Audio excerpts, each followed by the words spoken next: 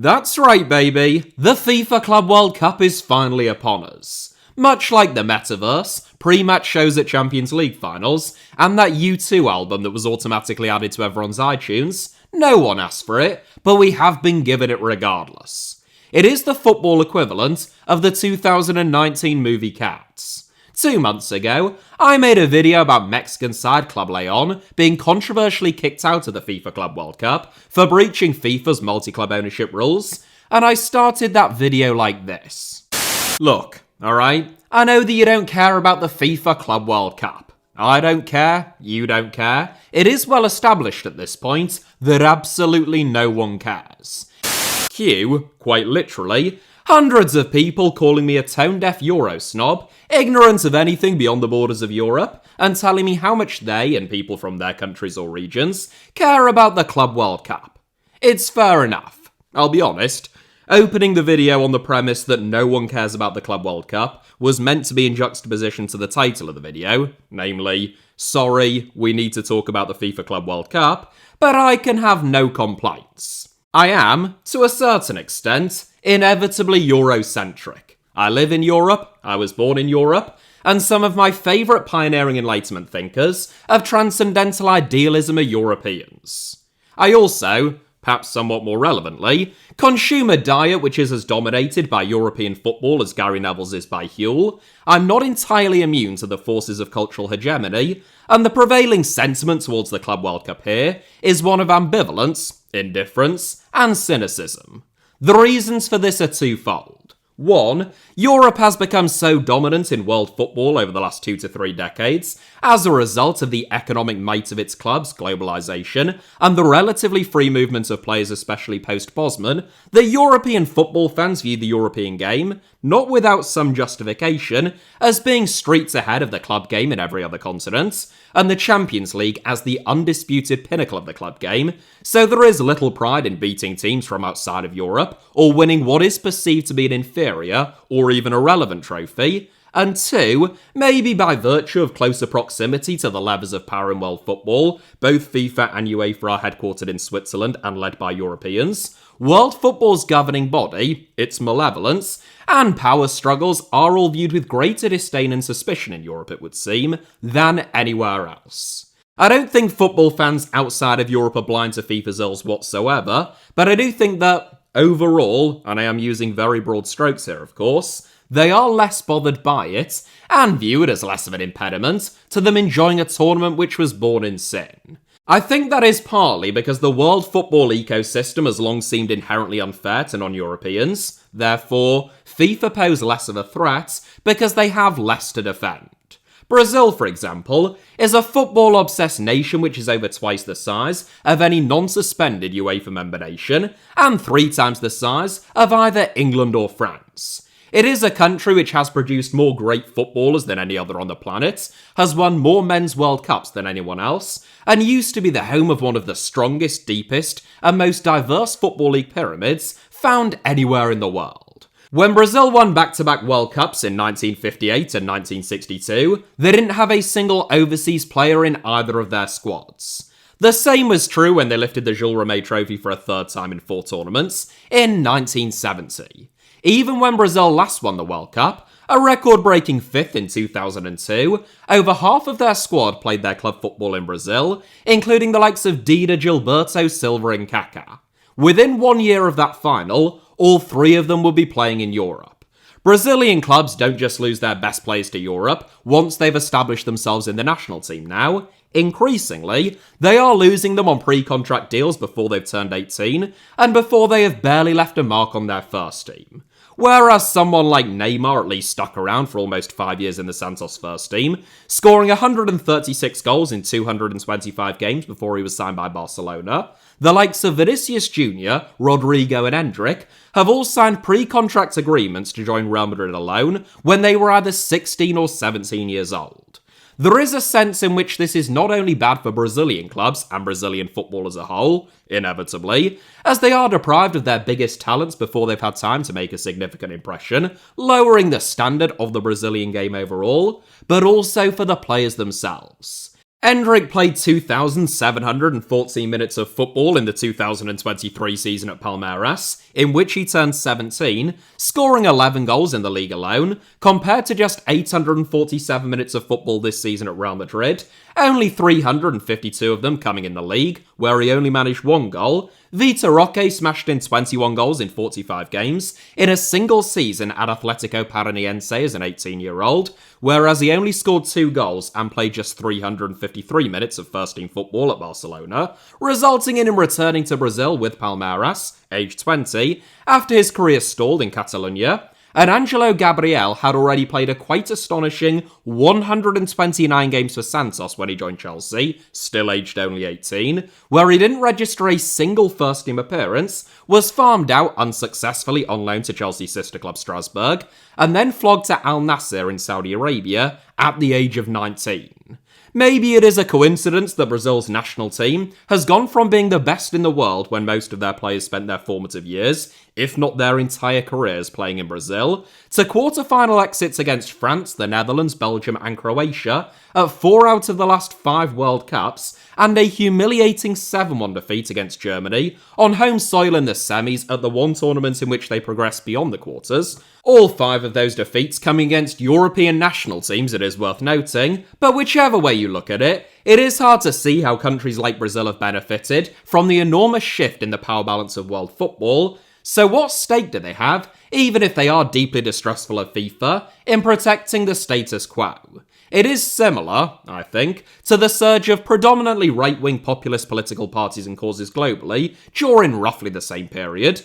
Coincidentally, it should be said, I'm not suggesting that the two are somehow connected, who either enjoy support or at the very least are met with an intuitively surprising lack of opposition by some of the people who are going to be most sharply and painfully impacted by their policies, if/when they are elected and enacted. Whilst that might seem unusual, it is somewhat inevitable that those who benefit least from the current system are going to be the least resistant to ideas which threaten it, and, oftentimes, the most receptive to new ideas, even bad ones. Likewise, I don't think FIFA or Gianni Infantino have any interest in restoring the greatness of Brazilian football.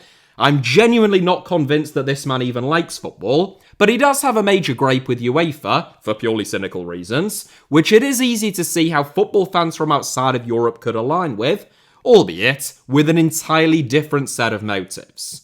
You see this a lot when it comes to discussions around spending in the Saudi Pro League. There are some football fans who view Saudi investments in football, wrongly I think, as posing a threat to European supremacy, and the Premier League, in particular, as the biggest and richest league in Europe, getting a taste of their own medicine. I sympathise with that perspective. I am not especially fond of the Premier League as an Englishman. I think that it has greatly reduced the competitiveness and excitement of the English game, and I imagine that I would harbour a lot more resentment still towards it if I was from a country where Premier League teams kept on poaching our best young players, banishing them to their reserves, and stunting their development. By the same token, I don't think that Angelo Gabriel, Kai Caesar or Galeno playing in Saudi Arabia better serves their development, or the prospects of Brazil's national team, than them playing in Europe, even if it does improve their first-team opportunities because they are playing in much worse teams in what is, overall, a much lower standard of football. Nonetheless, I can sympathise with the let it all crash and burn attitude. It was one of the reasons why I thought the ultimately failed creation of the European Super League might actually have been a necessary evil from an accelerationist perspective towards the collapse of the current rotten system as a whole, as opposed to the incremental steps towards establishing a federalised de facto Super League instead, which is what we're currently seeing. Anyway, that was just a very long way of saying that I get why non-Europeans, and especially South Americans, tend to be less ardent critics of FIFA and the FIFA Club World Cup by extension. By the same token, you can see why the shifting power balance in football over the last 20 to 30 years, and that sense of injustice, makes clubs from outside of Europe, again, especially those in South America, more invested in competitions like the Club World Cup that present them with an opportunity to knock European clubs off their perch. If you speak to a lot of Brazilians, which I do, naturally, being a man of culture, The idea that the importance of trophies and competitions, from least to most important, should go state, national, continental, and then worldwide, seems almost axiomatic. The Campeonato Paulista determines the best team in Sao Paulo, a state of 45 million people, but the Club World Cup determines the best team on the entire planet, with a population of more than 8 billion people. From an English perspective, by contrast, I would personally always side with Brian Clough that the Top Flight League title is the most important trophy of them all because it measures a team's talent, mentality and consistency over the course of an entire season, unlike a knockout competition, followed by the Champions League, the FA Cup, the League Cup, and then, historically at least, probably the Club World Cup, followed by the other Super Cups, whether that be the Community Shield or the UEFA Super Cup, all three of which are often viewed as being little more than glorified friendlies. That's just my view. A lot of people would consider the Champions League to be a bigger trophy than the Premier League, but I have never met or spoken to any single English person who considers the Club World Cup to be bigger or more important than the Premier League or the Champions League, or who wouldn't consider the very notion of that even being a question to be absurd. Somewhat to my surprise, I must admit, the fact that most European clubs and fans aren't especially invested in the Club World Cup doesn't seem to bother most South Americans. Normally in football, it takes two to tango. The reason that Man United versus Liverpool, Ajax versus Feyenoord, or Real Madrid versus Barcelona are such fierce derbies is because they are so competitive and both clubs and sets of supporters are fully invested in them. The same cannot be said of PSV versus FC Eindhoven, Bayern versus 1860 Munich, or Chelsea versus Fulham, for example, despite the much closer proximity between the teams, because the emotional investment is so one-sided. The attitude of a lot of South Americans towards Europeans, who are disinterested in the Club World Cup, is one of more fool them if they don't appreciate the importance of the competition, as they see it, rather than letting it diminish or taint their perspective. It should also be noted that, while so many players from South America and the rest of the world who care deeply about the Club World Cup play their club football in Europe, they carry that same attitude and approach with them, even if the supporters of the clubs involved are largely disinterested. Rafa Benitez once described how, when Inter Milan competed in the Club World Cup in 2010, some of his non-European players viewed it as the biggest game of their lives, bigger even than the Champions League final, and told him how it was the one competition, above any other, that they had always dreamed of winning as a child. That Inter Milan team, who comfortably thrashed TP Mazembe from DR Congo 3-0 in the final, featured 8 South Americans in the club's starting 11, only 2 Europeans, and not a single Italian. It was no wonder that they cared so much. The club themselves didn't seem to be quite as moved by Club World Cup success, with Inter sacking Benitez 6 months into the job, just 5 days after lifting the trophy in Abu Dhabi. When Benitez took Liverpool to the Club World Cup as European champions in 2005, by contrast, there wasn't a single South American in the club's entire first-team squad, and 12 of the 14 players who featured for the Reds in the final against Sao Paulo were Europeans, Mohamed Sissoko and Harry Kewell being the only exceptions. It wouldn't be fair to say that Liverpool flat out didn't care about the Club World Cup. There was genuine frustration when they lost the final 1-0 against Sao Paulo and had 3 goals disallowed, but they were certainly a lot less invested in it than the Inter Milan team, which consisted almost entirely of South Americans. Likewise, when Chelsea lost the 2012 Club World Cup final 1-0 against Corinthians, there were parties on the streets of Sao Paulo, and it was considered one of the club's greatest achievements of all time. The only South Americans who started in the final for Chelsea, Brazilian duo Ramirez and David Luiz, were pictured crying in each other's arms after the game. Meanwhile, 18-year-old Chelsea youngster Lucas Piazzon, also Brazilian, commented after the game, quote, "It seemed that some people were missing a few things. Primarily, the desire to be champions. I believe that the 2 Brazilians, Ramirez and David Luiz, tried the most to give their best and therefore were the most disappointed." End quote. Chelsea, incidentally, were also managed by Rafa Benitez. This bloke bloody loves the Club World Cup. Despite the relative ambivalence towards the competition, that was the last time that a European club failed to win the FIFA Club World Cup, 13 years ago, And together with Liverpool's defeat in 2005, they are the only two Club World Cups that European clubs haven't won in the last 19 years. In some ways, it is a vicious cycle. The fact that European clubs are so dominant in the Club World Cup has made them care even less about it. They have come to consider victory in it as being unremarkable, if not almost guaranteed at this stage. Meanwhile, the persistent failure of clubs from outside of Europe to knock the European champions off their perch has only made them more determined to do it next time, meaning the imbalance in terms of attitude towards the tournament has grown further still. Of course, that wasn't always the case. Before the Club World Cup was formalised in 2005, having first been cack-handedly held in 2000, there was the Intercontinental Cup, which pitted the European and South American champions up against one another over a two-legged or sometimes even three-legged final if a replay was required between 1960 and 1979, and a single-legged final held in Japan from 1980 onwards. Before the power balance of world football became so lopsided, the Intercontinental Cup, whilst never considered more important than the European Cup from a European perspective, was at least incredibly competitive. Games like Peñarol coming back from 1-0 down in the first leg to thrash the European champions Benfica 5-1 in only the second ever Intercontinental Cup, a Pele-inspired Santos winning back-to-back crowns against Benfica and AC Milan, the vicious 1967 final between Celtic and Racing Club, nicknamed the Battle of Montevideo, in which 6 players were sent off in the replay, Flamengo dismantling Liverpool through the genius of Zico in 1981, and Sao Paulo upsetting Johan Cruyff's Barcelona Dream Team in 1992, were all iconic games, and indeed sporting events, which live long in the memory, in a way that, from a European perspective at least, no Club World Cup final has been. It is worth noting, speaking for myself, though I would imagine most Europeans would agree, I will just have appointed myself King of the Europeans by the end of this video, I am not remotely opposed to the premise of a Club World Cup. Quite the opposite. I think the balance of power in football is far too Eurocentric. I have no desire for that to be the case just because I'm European. It doesn't benefit me at all. I literally support Hull City, and I love seeing random matchups in football. I mean, it's hard not to feel somewhat romantic about ties like River Plate versus Inter Milan, Borussia Dortmund versus Mamelodi Sundowns, and Bayern Munich versus Boca Juniors, all of which will happen during the group stage alone.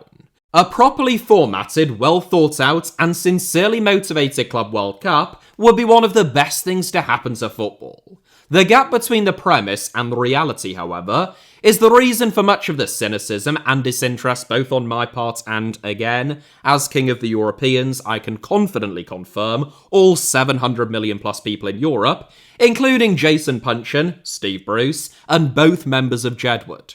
The reality is that the massively expanded and reformatted Club World Cup hasn't been born out of a love of football, but a love of power and profit. It is well documented that FIFA have long been envious of UEFA's annual Champions League revenue, whereas FIFA themselves only currently have one major cash cow, the Men's World Cup, which is only held once every 4 years. Gianni Infantino, who previously spent 15 years at UEFA, where he oversaw the expansion of the Euros from 16 to 24 teams, and helped to birth the plans for the creation of the Nations League, has been plotting a FIFA competition to rival the Champions League ever since his election as FIFA president in 2016. Much as the World Cup is the most lucrative month in all of world football, the club game is where the real money lies these days, and it is no secret that Infantino and FIFA plan to make the Club World Cup a biennial tournament in the near future, despite UEFA claiming to have received assurances that they won't. If there's one thing that you can confidently say about FIFA, it is that they always stick to their word. Oh no, that's right, isn't it? It's that they're completely full of shit. Sorry.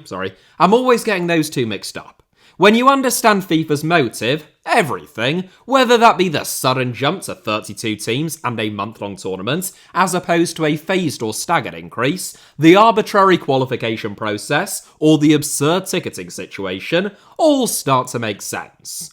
Because the Club World Cup, under the new format, is only currently going to be held once every 4 years, and there is no direct qualification process as with the actual World Cup, the indirect qualification process was always likely to be a little convoluted and split opinion.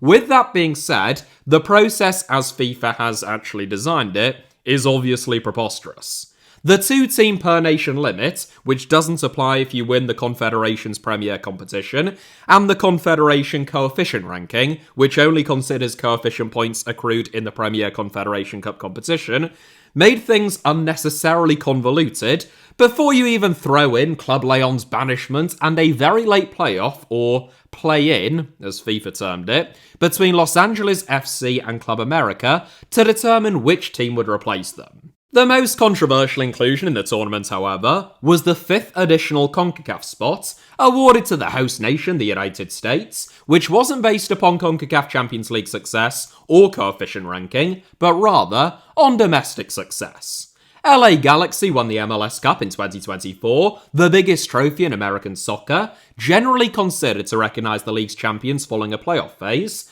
but FIFA awarded the host spot at the 2025 Club World Cup to Inter Miami instead. Inter Miami won the 2024 Supporters' Shield, a trophy given to the regular season table toppers, which is generally considered to be only the 3rd or 4th biggest trophy on offer to MLS clubs, undoubtedly trailing both the CONCACAF Champions League and the MLS Cup, and arguably even the US Open Cup, America's equivalent of the FA Cup, depending upon who you ask. Extreme cynics, therefore, suggested that Inter Miami may have been shoehorned into the 2025 Club World Cup because of Lionel Messi, arguably the greatest footballer of all time and one of the most marketable athletes on the planet, which just so happened to be very convenient for FIFA in terms of ticket sales, broadcast deals, sponsorships, and social media engagement. And yes, that last point is, sadly, a genuine factor in FIFA's thinking. Of course, Gianni Infantino could have attempted to save face, citing some form of plausible deniability, like, I don't know, the fact that most domestic champions are determined by the league winners during the regular season, so Inter Miami's inclusion, whilst erroneous in an American context, would provide consistency ahead of future tournaments. But instead, FIFA didn't really attempt to deny the fact that they had just brazenly shoehorned Messi into the tournament because, they wanted Messi at the tournament. In fact, Infantino gave the game away even further by telling the internet streamer iShowSpeed, honestly, what's going on here, that, quote, Ronaldo might play for one of the teams as well at the Club World Cup. There are discussions with some clubs, so if any clubs are watching and is interested in hiring Ronaldo for the Club World Cup, who knows? Who knows? End quote. Just whoring Ronaldo out there on a live stream like he's his pimp. When everyone knows, that's George Mendes' job. Infantino's comments were reported to have infuriated Ronaldo's team. They hadn't been this angry since they last heard from the Las Vegas Police Department, and Ronaldo confirmed the day after Portugal won the UEFA Nations League that he wouldn't be at the tournament.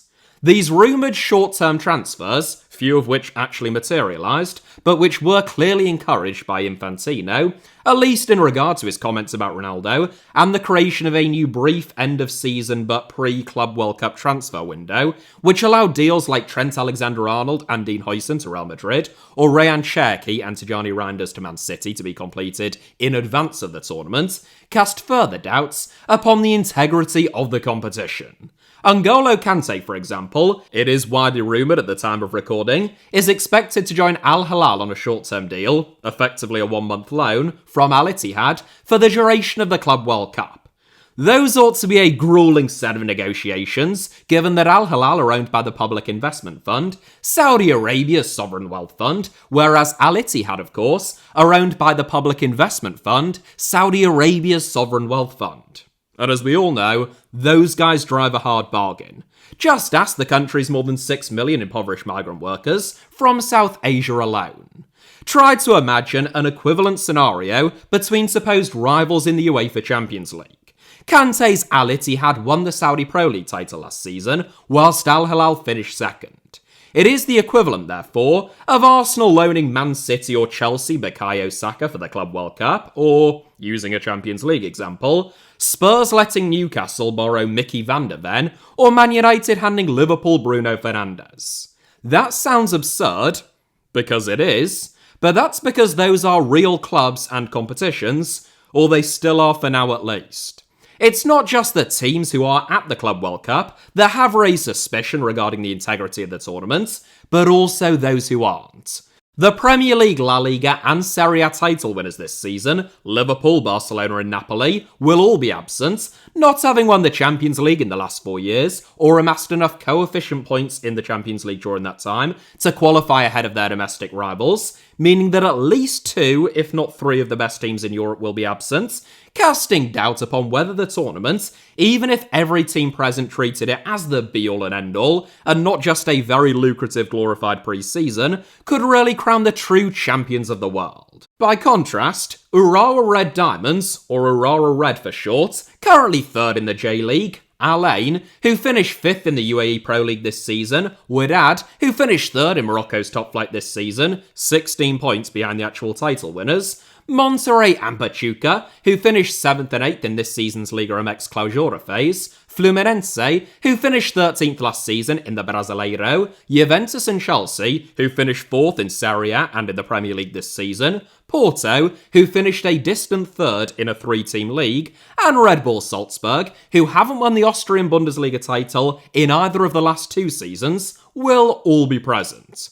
Despite shoehorning Messi and Inter Miami into the tournament, and this seems pretty relevant in the context of a video about interest in the Club World Cup, the inaugural tournament under a new format has been a major flop from both a broadcasting and a ticketing perspective. Internally, FIFA reportedly targeted broadcast revenue of $4 billion for the Club World Cup, which would have made it the single most valuable sporting event of all time, exceeding even the actual World Cup.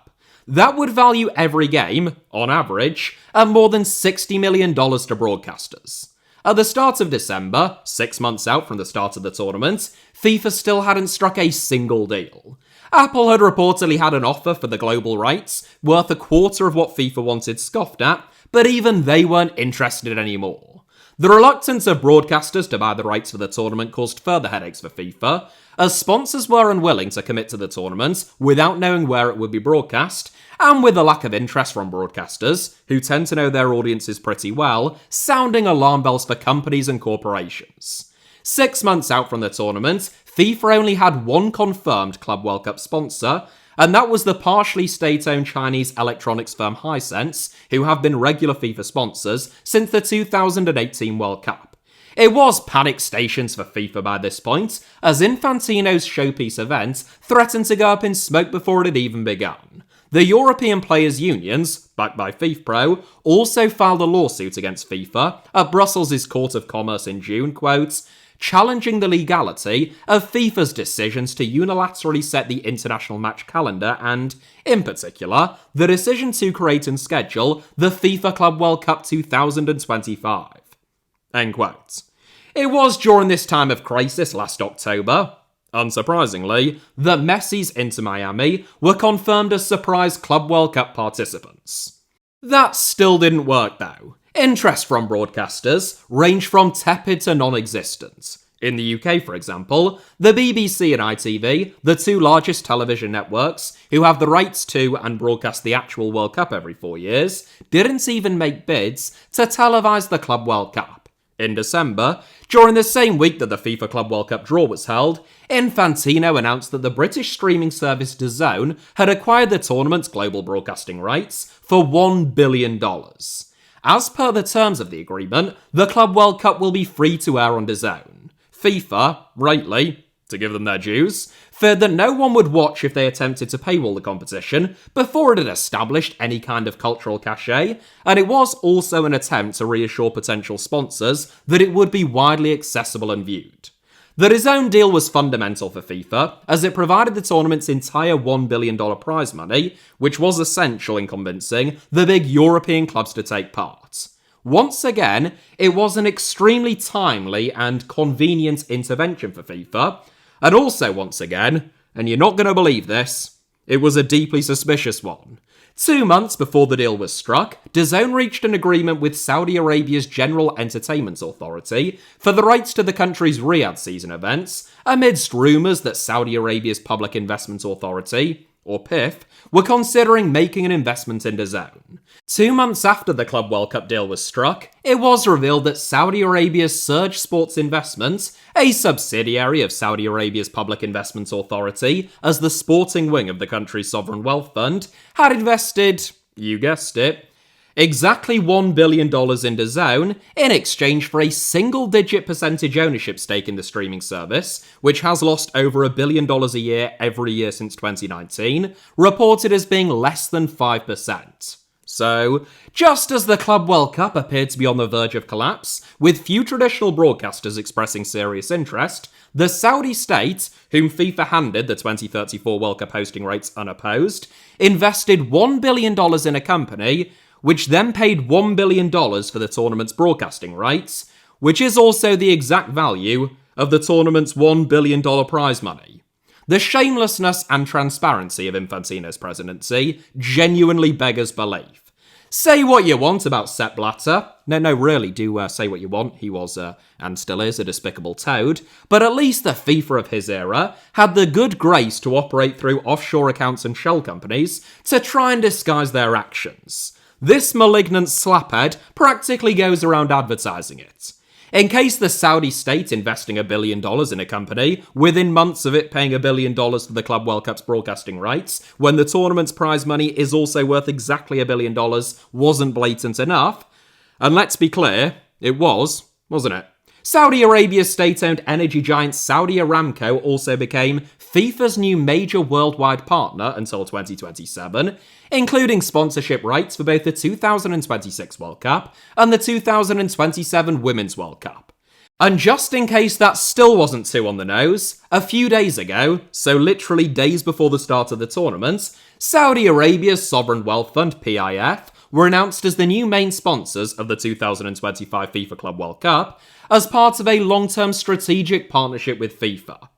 Just so that we're all keeping up here, that is the same sovereign wealth fund which owns Surge Sports Investments, which invested $1 billion in DAZN, which paid $1 billion for the World Cup's broadcasting rights, and the same sovereign wealth fund which owns Al Hilal, one of the teams competing at the Club World Cup, and Al Ittihad, who are expected to loan N'Golo Kante to Al Hilal, and which owns 16% of Saudi Aramco, Saudi Arabia's state-owned energy giant, both of which have become long-term FIFA sponsors or partners, with a further 81.48% owned directly by the government of Saudi Arabia. So all perfectly normal stuff then. The fact that neither Saudi Aramco nor Saudi Arabia's Public Investment Fund are public-facing companies, I mean, the latter is quite literally a state-owned asset management fund, they just invest in other companies and assets, and therefore neither have any conceivable motive to genuinely want to advertise their products to a mass audience like, say, Coca-Cola or McDonald's, who are also FIFA partners, might, shouldn't raise any suspicion at all. I mean, at least Qatar Airways, who are one of FIFA's 7 main partners along with Saudi Aramco, are an actual airline, albeit a Qatari state-owned one, who would have a plausible reason to sponsor the World Cup beyond, well, you know, the actual reason. So everything about this tournament stinks, and I'm not just referring to New Jersey, which is perhaps why FIFA have taken it upon themselves to pay friend of the channel and the world's most prolific Mason Greenwood tweeter, Fabrizio Romano, to promote it for them. Romano, who has presumably given up on any pretense of being a journalist at this stage, as opposed to a PR mouthpiece, is being paid to promote the Club World Cup across his social media profiles, as per Martin Ziegler in The Times, a deal which seemingly included the major scoop of him being able to reveal what the badge that the tournament winners will be able to wear will look like. Truly, the Woodward and Bernstein breaking the Watergate scandal of his day. What would we do without such fearless reporters holding the powerful to account? George Orwell is often quoted, probably wrongly, as having said, "Journalism is printing what someone else does not want printed.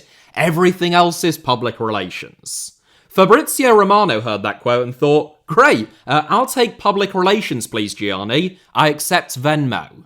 When Romano heard the similar quote, "News is something somebody doesn't want printed, all else is advertising," often attributed to the American newspaper publisher William Randolph Hearst, he thought, "That's an easy one, I'll go with advertising. Are Saudi Aramco going to pay me directly here, or are we going via Zurich instead? I will be needing the exclusive rights, of course, to share the Club World Cup winners badge as part of the deal. It's what the people want." Sorry, can I just apologise at this stage to the fine people of New Jersey for that earlier dig? I have never been, I've no idea whether it smells, I just felt like throwing an unexpected grenade in there. It is worth returning at this point to a theme from the start of the video. Football is incredibly unequal, both geographically and within National Football League pyramids, and I think most people view that as a problem when it comes to competition and their innate sense of fairness. The Club World Cup is sometimes presented and defended on the basis that it will rectify or be some kind of antidote to those imbalances, but the reality is the precise opposite. Within leagues and nations, the clubs who qualify for the Club World Cup, let alone those who go deep in the tournament, will earn vast, highly distorting sums. At the most extreme level, New Zealand's Auckland City compete in the Amateur Northern League, where the more than $6 million that they are expected to receive for participating in the Club World Cup, in a league where the player wages are capped at £70 a week, is likely to be transformative and make them totally untouchable. Even in major footballing nations like Argentina, as Jonathan Wilson detailed in a recent article in The Guardian, Boca Juniors and River Plate, who are already the biggest and most dominant clubs in Argentina, will receive £11.25 million for competing at the Club World Cup, even if they lose every game. Platense, by contrast, the plucky underdogs who won the Apertura phase of this season's Argentine Primera Division, received prize money of just £370,000. Less than a 30th of what Boca and River are getting for being invited to the Club World Cup. It is inevitable that clubs outside of Europe, who receive such wildly distorting sums for competing in a month-long tournament, in most cases, more than any of their divisional and continental rivals making an entire season, are going to be at an enormous advantage moving forward, which, in turn, makes them much more likely to qualify for future Club World Cups, receiving that huge windfall yet again, and so the gap only grows ever wider. Even in the Premier League, the biggest and richest league in the world, where, for example, a £40 million windfall for Chelsea or Man City wouldn't guarantee them Premier League or Champions League success over the following season or seasons, it will still be incredibly significant. Liverpool and Arsenal fans might not care that their teams aren't involved in the Club World Cup, or even be relieved that their players will get some much-needed rest, and Chelsea and Man City supporters might not care, or even be concerned that their team is, but that won't be the view of their respective owners and executive teams. The likes of Real Madrid and Man City, as the two highest-ranked UEFA clubs, according to FIFA's interpretation of UEFA coefficient rankings, will earn almost £30 million just for turning up, with Chelsea, ranked 7th in Europe, not far behind them. If Man City were to go all the way and win the Club World Cup, they could earn as much as $130 million, or more than £95 million. That isn't as utterly transformative to Man City as it would be to most clubs. They are already the second highest revenue generating club on the planet, behind Real Madrid, but it is still incredibly distorting in terms of the finances of the Premier League and UEFA competitions as a whole. In a Premier League context, it is almost as much as the lowest revenue generating club earns in prize money over an entire season. Man City could make that in a single month of glorified pre-season football in the United States. For a club like Newcastle, who are desperately attempting to increase their revenue so that they can rival the so-called Big Six in terms of spending, it means that Chelsea or Man City are practically guaranteed to make about £40 million through the Club World Cup, which is equivalent to about an eighth of Newcastle's annual revenue, and could make as much as £97 million, which is almost a third. The gap between Newcastle and Chelsea, and Newcastle and Man City, in terms of revenue, is already 466 and €174 million, with Chelsea and Man City being the lowest and highest revenue generating Big Six clubs. Thanks to the Club World Cup, however, that gap could increase to 550 and €270 million, which, as in other countries, albeit to less of an extreme, will create a vicious cycle, making it much easier for the likes of Chelsea, Man City, and other Club World Cup teams to spend their way out of trouble, and much harder for the likes of Newcastle, Aston Villa, and Nottingham Forest to keep up with them. Just as there is a certain irony, as I referenced in a recent video, in the Saudi state who own Newcastle United, paying enormous sums for Big Six players like Kalidou Koulibaly, Riyad Mahrez and Fabinho, providing them with a huge boost in terms of spending power and navigating PSR, to the detriment of Newcastle themselves, The fact that the FIFA Club World Cup, which is effectively a Saudi creation, and without the Saudi state simply couldn't exist in anything like its current form, will, among other things, provide such a boost to Newcastle's newfound rivals, and make what is already a very difficult task in terms of competing with them even harder still, would appear initially counterintuitive. A cynic might suggest that it is almost as though the Saudi state doesn't really have Newcastle's best interests at heart, and they are just a single pawn within a much larger project. Not me, of course. I happen to believe that Mohammed bin Salman is a dyed-in-the-wool Geordie who grew up with Tino Asprilla and Nobby Solano posters on his bedroom wall, and only ordered the brutal assassination and dismemberment of Jamal Khashoggi because he found out that he was a Sunderland fan, but some cynics might think that. Beyond the distortive regional and national impact of the Club World Cup, it also won't do anything to address the global inequalities within the game. Quite the opposite, in fact. Club World Cup prize money, in terms of the upfront participatory fees, which account for over half, $525 million, of the overall $1 billion allocation, are tiered both by confederation, with European clubs receiving the most money, and Auckland City from Oceania the least, and within those confederations themselves, based upon coefficients. The reason for this is because if FIFA offered Man City or Real Madrid $6 million to participate in the tournament, as opposed to $40 million, like Auckland City, or $15 million, like Boca Juniors and River Plate, they would almost certainly have said no. The result, however, is obviously that FIFA's tiered payments only serve to reinforce the status quo and the current hierarchies that exist within world football, which, as I started this video by saying, many people have very legitimate grievances about. In almost every sense then, whatever your perspective, unless you are Gianni Infantino, Fabrizio Romano, or a member of Saudi Arabia's ruling House of Saud, it is difficult to see not only how the Club World Cup will benefit football, but how it won't inflict yet more damage upon it, and make all of the existing issues that ordinary football fans have a whole lot worse. Speaking of ordinary football fans, we can't end without talking about ticket prices and ticket sales at the Club World Cup. FIFA is trialling so-called dynamic pricing of this tournament ahead of next year's World Cup because it is in the United States, land of the free, and home of fleecing people for every penny they've got. Dynamic is one way of describing FIFA's initial pricing for the FIFA Club World Cup. An absolute fucking rip-off would be another one, and indeed, a much more accurate one. The cheapest tickets for the opening game of the tournament between Inter Miami and Al Ahly were initially priced at $349, but following low sales, they were reduced to $230 in January, and on the eve of the tournament, with fears of thousands of empty seats tarnishing the tournament's image, FIFA slashed the price of those same tickets to $55.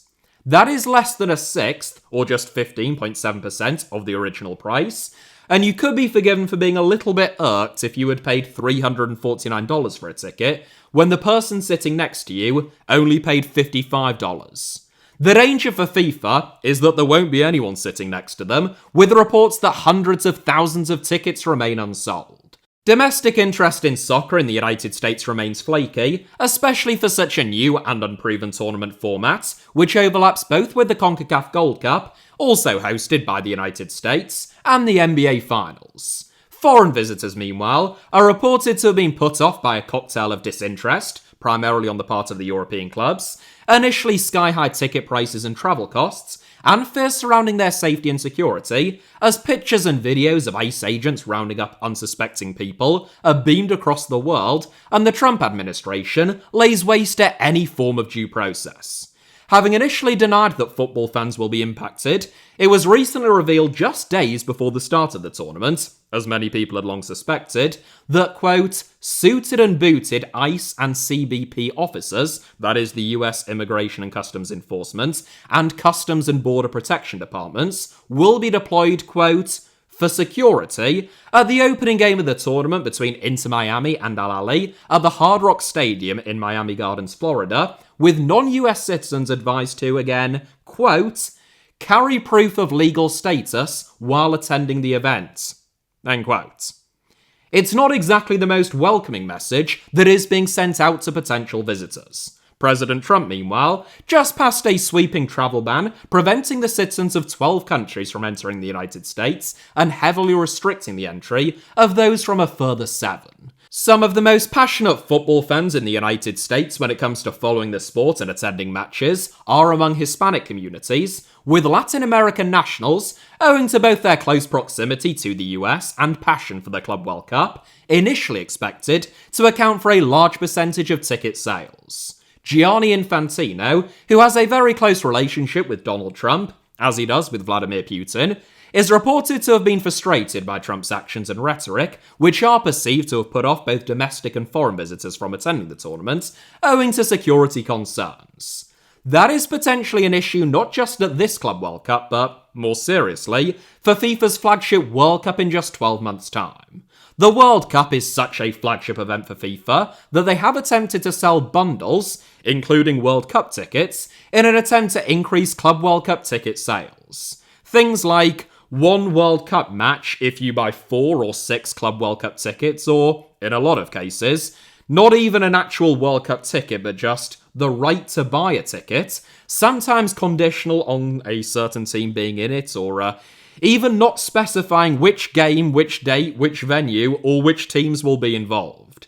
It is an offer which doesn't appear to have attracted many people, but FIFA will hope that that's due to the frail World Cup offering as part of the bundles, and not due to a depleted demand for a World Cup primarily hosted by the US in a year's time. All of this is quite sad, because if the Club World Cup weren't such a shameless Saudi-sponsored cash grab, being utilised as an opportunity to round up unsuspecting football fans and accuse them of being gang members because they have River Plate tattoos, it could be such a brilliant tournament with loads of fascinating narratives. You have got Real Madrid post-Ancelotti in their first tournament under Bayer Leverkusen double winner Xabi Alonso, and with new signings like Dean Huijsen and Trent Alexander-Arnold, the question of whether PSG can maintain their blistering form and performance levels that saw them thrash Inter Milan in the Champions League final, whether a wounded Inter can recover from that humiliation under new boss Christian Chivu, whilst their former boss Simone Inzaghi takes charge of Al Hilal for the first time, flying the flag for Saudi Arabia's state-sponsored mega investment in football, where there will be huge pressure to impress. Group B, the so-called Group of Death, where America's first CONCACAF Champions League winners in over 20 years, Seattle Sounders, face PSG, Atletico Madrid and Botafogo,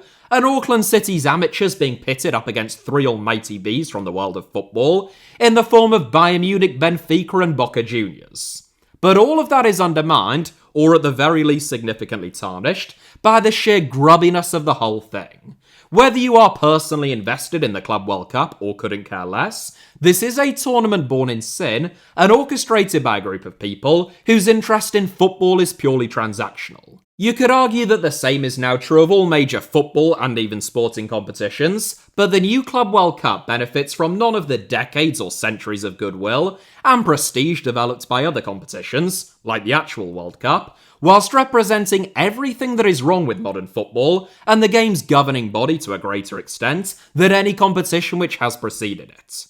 There is already talk of the Club World Cup being expanded to 48 teams. At some point, that will happen, and it will be held every 2 years. Players, managers, and supporters will complain about it, but that'll make no difference. This isn't the so-called invisible hand of the market dictating football's fate either. It is the very visible and very deliberate hand of world football's governing body, backed largely by the oil revenue of one of the world's most authoritarian theocracies, pulling the levers of power in a way that, even if you ignore the Club World Cup and don't watch a single game, you won't be able to ignore the consequences of it in terms of how it shapes the future of domestic club football and the actual World Cup.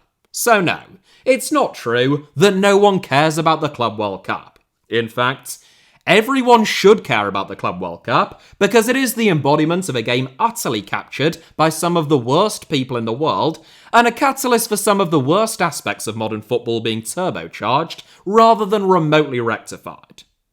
Still, the new badge that the winners will get looks good, doesn't it? What do you mean you haven't seen it? It's all over Fabrizio's socials. Just scroll past all of the Mason Greenwood posts and the ones calling Papagianni his daddy, and you will be sure to find it. There it is. What a beauty. Actually, Even that looks like shit, doesn't it? Anyway, that is it for today's video. Thank you all very much, as ever, for watching. Hit the like button if you enjoyed it. Let me know your thoughts down below in the comments. And of course, it goes without saying, make sure that you are subscribed and have notifications turned on both for this channel, HITC Sevens, and also my second channel, Alfie Potts Armour, both of which should be about to appear on your screens now, along with a couple of videos that you might enjoy watching after this one.